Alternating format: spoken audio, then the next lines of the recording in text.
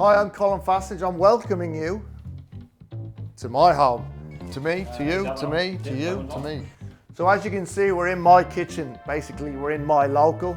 What I expect is when we cook, you go to your local bottle shop, you go to your local bread shop, you support local, and we cook along with our local ingredients. So we've got the layer of potato, we've got the layer of egg, we've got the onion in the cream sauce, we've got the chaba, the paprika, and that's where it stops.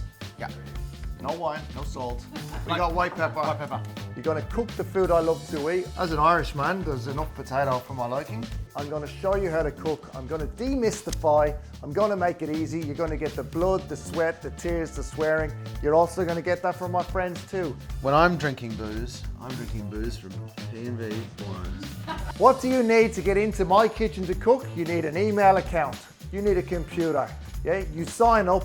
And then you need to have enthusiasm, be ready for some fun, yeah? Because I'm ready. But that's all part of this show. We make the mistakes for you. Yeah. It's the show and tell. So join us, come to my home, learn to cook. See you there.